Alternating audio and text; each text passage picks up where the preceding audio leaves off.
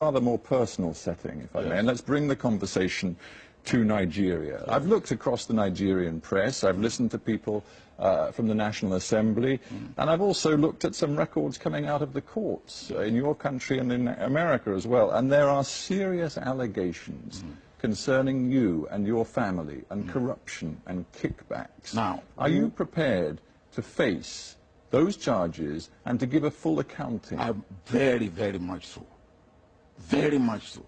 And if you have any evidence, Steve, please show it to me, and I will defend myself anywhere in the world. Well, because what you are saying is absolute nonsense, without due respect. I am the only leader in Nigeria that has been examined and reported upon by the anti-corruption bodies in Nigeria.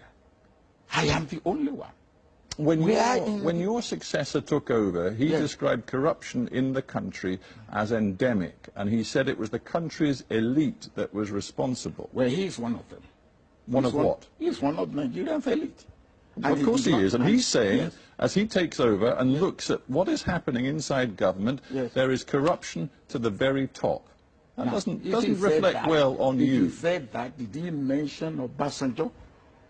Did he mention Obasanjo, Steve? But you were the president. You were responsible for the governance of your country. No, I'm not responsible for the corruption of every Nigerian. Not every Nigerian, but you are, in the end, the chief executive of a country which your own successor says is endemically corrupt. You have made strong allegation against me personally, and against my family. I'm coming to that. And you have no way to substantiate it. Substantiate it. And if not that this is something where you are taking undue advantage, I will have even say that. Let's talk. I will go beyond here. Well, let's talk specifics then. Halliburton and various Halliburton subsidiaries have paid vast amounts of money in fines in the United States because of bribes and corruption paid out to Nigerian officials. And if one takes the testimony... Are those Nigerian officials, am I one of them? Well, let's talk about that. Am I one of them? Albert Jack Stanley confessed last year in the United States to bribing, and this is according to a U.S. court document, quote, 3 successive holders of a top-level office in the executive branch of the Nigerian government. He negotiated with these office holders representatives regarding the amount of bribes that would be paid.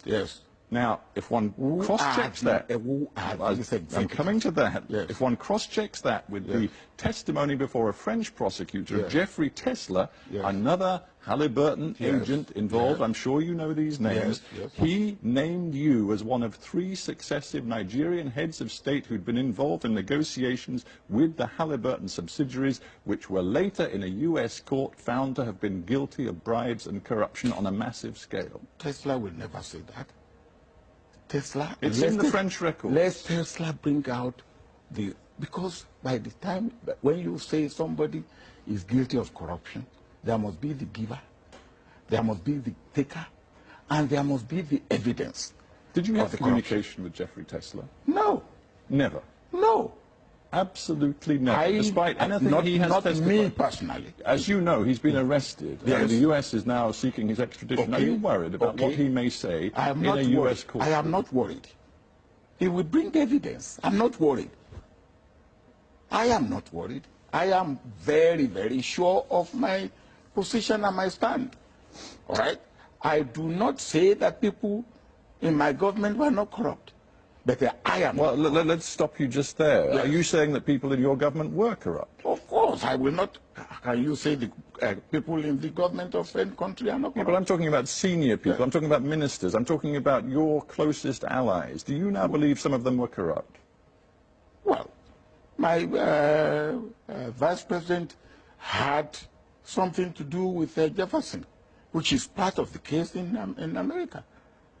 I don't know whether corruption has been proved or not, but he had a question to answer. Is it not a terrible failing? We'll leave aside, perhaps for the courts to decide whether you personally can be held to account for any of this, but do you accept it was a terrible failing for you as president to see inside your government, at the very top of your government, according to your own successor, that there was rampant corruption?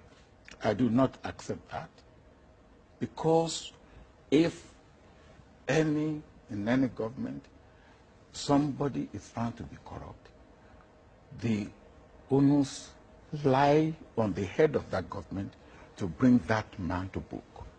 When I was the head of government, there's no case of corruption against any minister, any high government official. But that just shows the system doesn't work. No, I don't agree with you. But you've admitted to me that corruption was prevalent in your country when you were president, and yet not one senior official inside your federal government has been convicted of serious corruption. I do not agree with you. You don't have your facts correct. In my government, 3 ministers were charged to court. In fact, one died in the process. The Inspector General of Police was charged and convicted. The President of the Senate in my own party was charged to court. A Minister of Education was charged to court. What more do you want? One of those people who currently is under investigation is your own eldest daughter. Yes, your own eldest daughter. Yes, what happened to my eldest daughter? She is still being investigated by the anti-corruption watchdog inside your own country. So what? Has he Would you accept responsibility for her? No, why should I? He's old enough. He's a girl of 42 years old. Will you accept responsibility for your son at the age of 21 for whatever he does? Now, don't ask me that type of question. I found it very insulting, with all due respect. Now, you won't ask that type of question to a European leader? I think you'd find if a European leader, whose daughter was in a European Senate was accused of serious fraud charges, that would not reflect. That's an allegation. And anything can be alleged. You can be alleged to be a liar.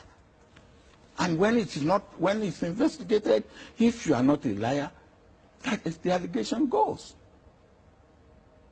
That's an allegation. And you don't work on allegations. I said it was an allegation. Yes, then when you have what I would ask you before we finish is this: Nigeria is one of the in terms of resources, richest countries in the world. I think you're number 7, number 8 in terms of oil exports in the entire potentially rich country. We are not. Well, your oil reserves are proven and they are vast, and yet, according to UN figures, something like 1/3 of your population lives in extreme poverty, and that was the case when you left office. Can you explain why that was the case? Now, we have oil, but compared with the population of Nigeria, of over 150 million, and the oil that we are getting, compared with any other country, what is the population of Saudi Arabia? We are producing today less than 1.8 million barrels of oil a day. Saudi Arabia is producing 9 million barrels. Now you cannot compare. So, or UAE or Kuwait. So when you make this comparison, make it in the right context. But would you accept that Nigeria has not utilized the opportunities and resources that it has? I don't agree with you. Nigeria has used the opportunities and resources that it had to the best of its